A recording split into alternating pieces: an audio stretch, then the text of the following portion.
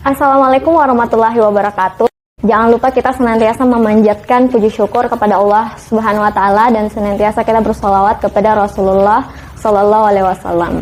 Oke, baik teman-teman, untuk sekarang dan beberapa menit ke depan saya akan mempresentasikan satu materi yang berjudul epistemologi Islam. Epistemologi Islam merupakan salah satu cabang filsafat yang membahas tentang suatu hakikat, makna, kan ilmu. Sedangkan Islam adalah salah satu agama yang banyak dianut oleh manusia di muka bumi. Mengapa demikian? Nah, untuk menjawab pertanyaan begitu, mari kita, Islam adalah agama yang banyak dikaji, bukan saja oleh pemeluknya, tapi juga ditelaah oleh orang-orang luar. Ini adalah salah satu bukti Islam merupakan agama yang dinamis.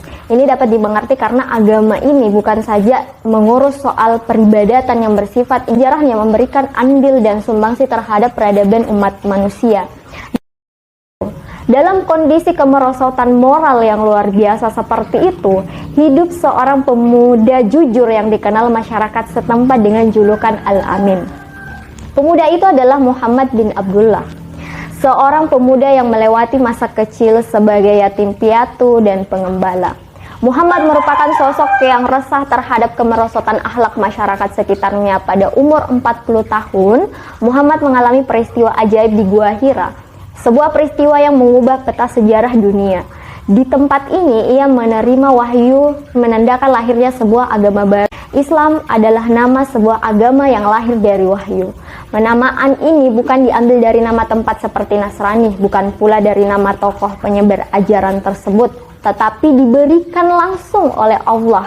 Gitu. Islam mengajarkan pada manusia untuk berserah diri kepada Allah. Allah bukanlah Tuhan yang digambarkan sebagai Yahweh, bukan Tuhan Bapa, bukan Nirbuna Brahma. Berserah diri artinya berislam kepada Tuhan, Nabi Ibrahim, Musa, dan Isa, serta nabi-nabi lain. Tuhan nabi-nabi itu adalah Tuhan yang diimani Nabi Muhammad. Islam ditopang dengan 5 pilar, yaitu tauhid, sholat, zakat, haji, dan puasa. Agama ini dilengkapi juga dengan struktur keimanan kepada Allah, malaikat, para nabi, kitab suci, wahyu, hari akhir, dan takdir. Keseluruhan ajaran-ajaran prinsip Islam bersumber dari Al-Quran dan Sunnah Nabi Muhammad yang adalah otoritas tertinggi dalam menyampaikan dan menafsirkan kandungan ajaran Islam tanpa kesalahan dan kekeliruan. Kemudian, Islam dipahami dengan akal intuisi manusia. Ia berkembang menjadi sebuah peradaban yang memiliki struktur konsep yang kokoh dan universal. Islam membekali manusia dengan seperangkat ritus peribadatan dengan hukum-hukumnya yang vital mengenai konsep Tuhan, kehidupan manusia, alam semesta, dan sekaligus peradaban atomis. Sumber-sumber pengetahuan secara garis besar, sumber pengetahuan ada 2, yaitu wahyu dan alam. Adapun akal, panca indera, common sense, dan lainnya lebih tepat disebut sebagai alat untuk memahami dan menangkap kebenaran. Posisinya sebagai radar yang menangkap gelombang-gelombang pengetahuan yang dipancarkan dari kedua sumber tersebut. Wahyu disebut sebagai ayat tertulis, dan sementara alam sebagai ayat-ayat yang tidak tertulis. Sebagai sumber pengetahuan, wahyu masih original dan Allah dan tidak boleh mengalami pelencengan dan perubahan. Alam adalah ayat yang tidak tertulis. Ia merupakan tanda-tanda bagi kebenaran. Dan kebenaran apa? Kebenaran adanya kekuatan yang luar yang mengontrol hidup manusia. Alam beserta dinamika di dalam. Bagaimana mempelajari Islam? Al-Quran dan Sunnah merupakan sumber ajaran Islam. Mengetahui Islam berarti harus memahami kandungan 2 sumber primer tersebut.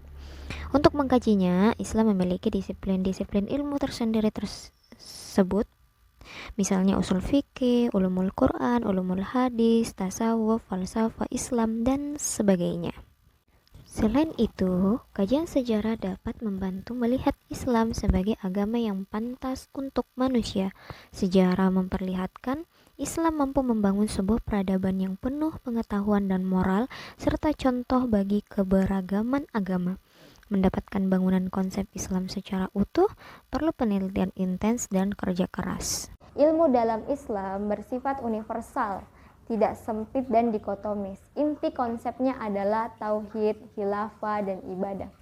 Tujuannya menciptakan keadilan dan kemaslahatan, jauh dari kezaliman dan kecerobohan. Landasan keimanan dalam penelaahan keilmuan dan konsep ilmu Islam yang membuat aktivitas intelektual menjadi bertanggung jawab dan diproyeksikan menggapai ridha Allah.